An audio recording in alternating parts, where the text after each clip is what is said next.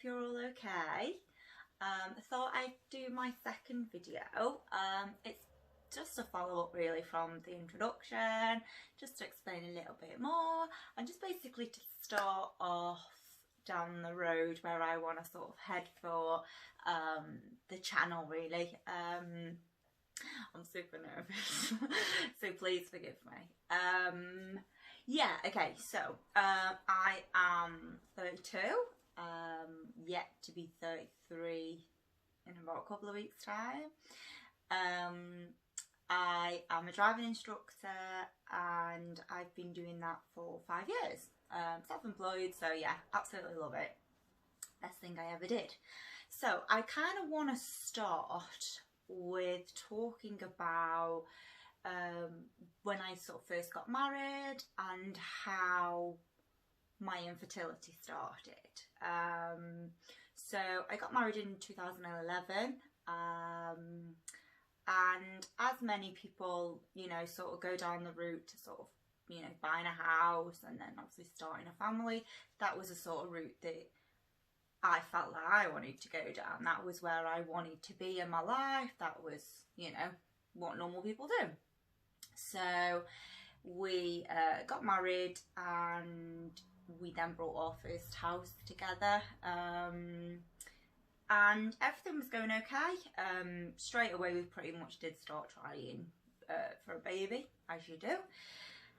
Thinking that we were settled. I at that moment in time was actually working in a care job.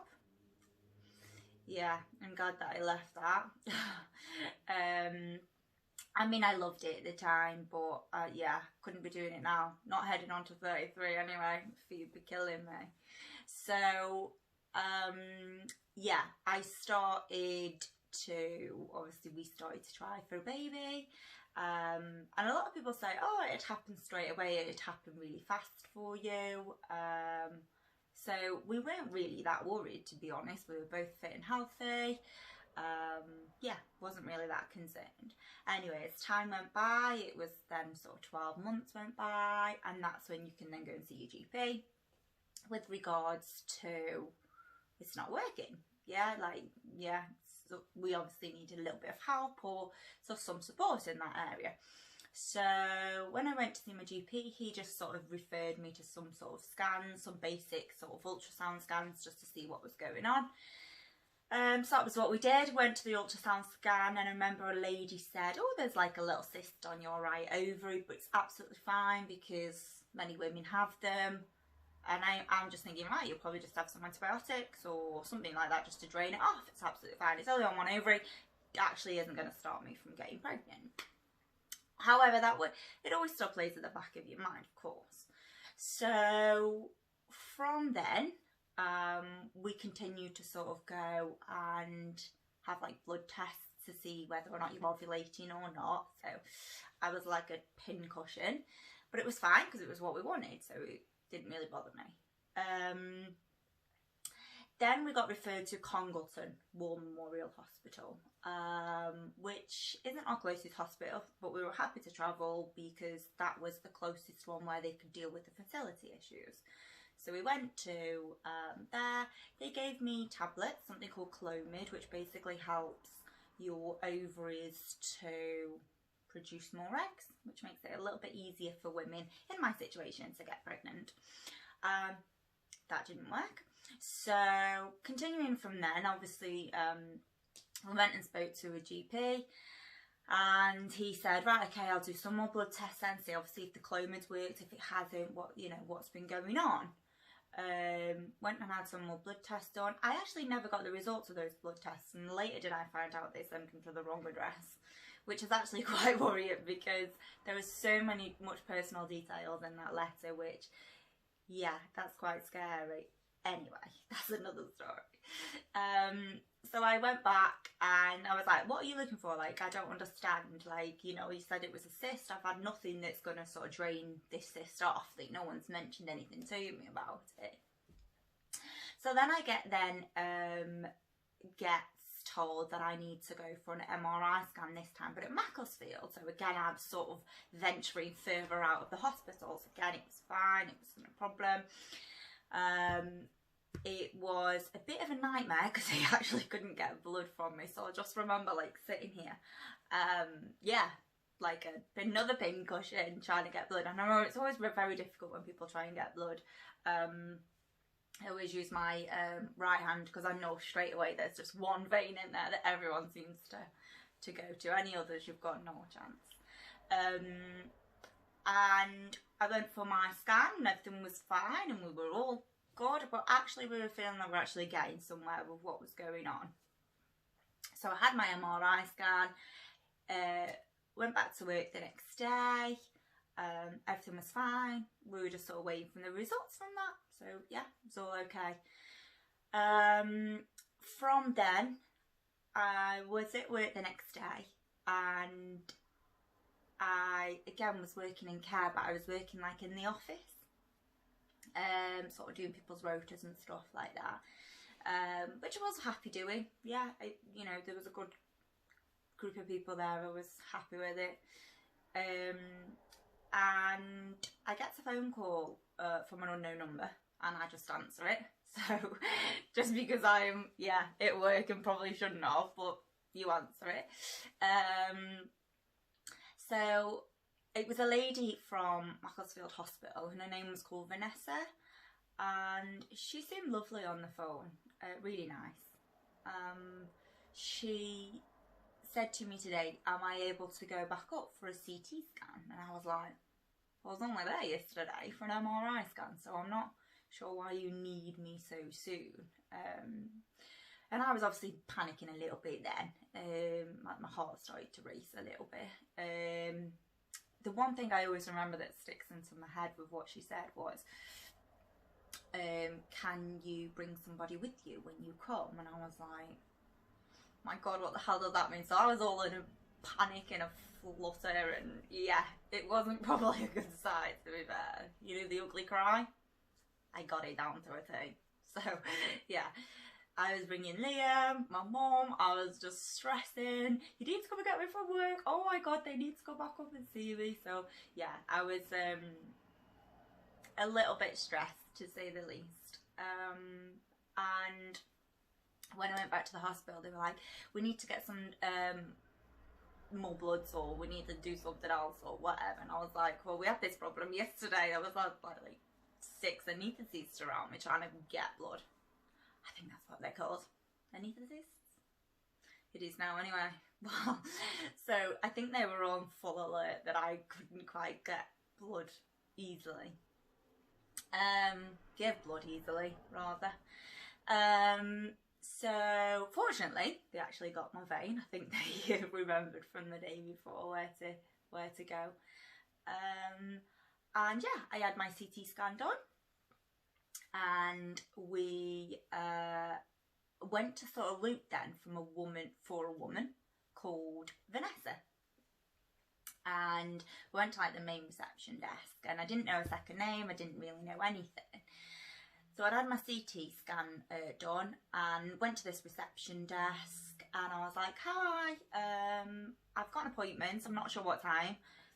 She just asked me to call, but it's for a lady to speak with, Vanessa. Anyway, the woman behind the desk, bless her, she says, oh, typing away, Vanessa from Macmillan. And I was like, no, what's this? I remember just standing back from the counter, and I remember looking at Liam and being like, I don't understand. What? No, there's got to be another Vanessa. And I think from my reaction then, because obviously I was completely shocked, as to be, she was like, oh, maybe it's another Vanessa, maybe it's not that Vanessa, and I think she tried to just play it down a bit. So since then, even then in my head, I was like, surely not, like this obviously can't be. Anyway, I remember a lady walking up the corridor, and she had a load of books in her hand, and we were just sat like in literally like right opposite the main sort of entrance, with the doors. It's freezing. And I remember seeing her walk up with the books, and I was thinking, well, this sort of she looks very professional. So obviously she came to me and she's like, we're just waiting on your CT scan results. My name's Vanessa. I was like, oh, it's you. I've been after you. But she come up and she says to us, go and get some lunch or a bite to eat from the cafe upstairs. By that time we'd have got your results. Come to the outpatients area and we can have a chat.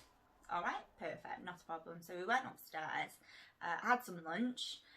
I remember it was 10p for a pack of vinegar. 10p. Bloody hell. So we shared one pack. Like this big. Yeah, it was quite expensive. So I think we had a ham bap and a portion of chips. And I remember sitting out the window and just wondering, where the hell is it going to go from here? I don't know. But still saying to Liam, like, they're going to drain this stuff. Like, what they told me, I don't know, 6 months ago or however long ago it was. Yeah, so we went into the outpatients room, started to wait. Yeah, it was just like a normal outpatients, loads of the typical people you see in outpatients. Yeah, wasn't that sort of bothered, wasn't that fussed at all.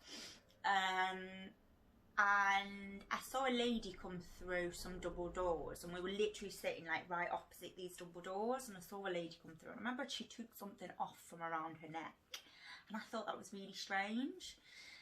And she still got these boots, so she obviously covered it and hid it well within these boots. Anyway, she obviously come to call me. I'd obviously recognised it, knew that that was Vanessa. And she was like, yeah, if you'd like to follow me. So I followed her, and where we'd gone from being in the typical outpatients waiting room, we literally walked through into something that might as well have been a palace, because it was carpeted, it was wallpapered, there was nice pictures on the walls. It was just a completely different vibe. Like, you'd have never thought it was the same hospital. And I was like, this is a bit bosh. Bloody hell, Liam, what have I done to deserve this? So obviously I'm sort of making a laugh and a joke about it, like, Christ, wasn't like what we'd just been in. And we headed through this corridor into the last door on your right. And I remember as I sat down, there was a gentleman which was called Mr. Hall. And I remember sitting down next to him. I sat next to him, Liam sat next to me. And then I remember seeing 3 nurses at the top of the room. I feel like it's quite a big room, but I remember seeing 3 nurses. And I remember one of them being in green. Didn't really think much of it, to be honest. So he started to chat, and he gave me what was most probably devastating news I think I've ever heard in my life. That you may have ovarian cancer. So it was, you know, the biggest shock on earth. I can't even remember what else he was talking about from then on. He drew me like a little picture, and I just remember sort of taking it home with me that day and being like, what does this even mean? Yeah, so he said that we need to refer you to Manchester. You need to go and have an operation or something. Obviously you need to get moving quite quickly. They talked about my results finally from my blood tests that I'd had many of, and when you're getting tested for cancer or tumours or anything along them lines, it's called a CA125 test.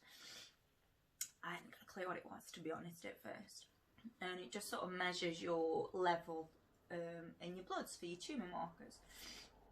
Now anything normal, which it is currently now, which is round about 9 and 10, mine was 273, which obviously rang alarm bells to be this, it's not good news basically. Yeah, so he gave me all of the jargon, which was you'll be going obviously to Manchester, we'll refer you that, you know, there's a surgeon there who is really going to sort of look after you, and obviously they're going to have a meeting and potentially he's going to take your case.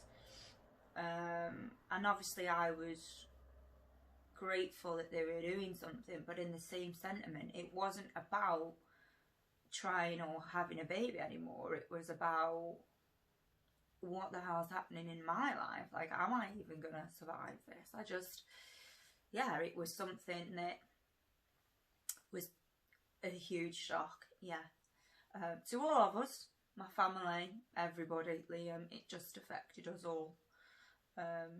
Yeah, so that was basically where it started, and that was the news that I'd got, and I had to obviously deal with that until I heard more back from the hospitals. I'm gonna finish there. Obviously it's very emotional for me. I hope that this video just gives some hope or some support, or just to never give up, to some people out there, that no matter what happens in life, everything I always say happens for a reason, and even if you don't feel at that time that that's a good reason for you to be in that situation, generally it isn't, but better days are coming, whatever them better days may be. So yeah, if anyone's got any questions, or likes it or wants to subscribe just to hear my story a little bit more, then please feel free to share my video. Yeah, subscribe, give it a like. Yeah, thanks for everyone's continued support already. I really appreciate it, and yeah, I'll speak to you all soon. Lots of love.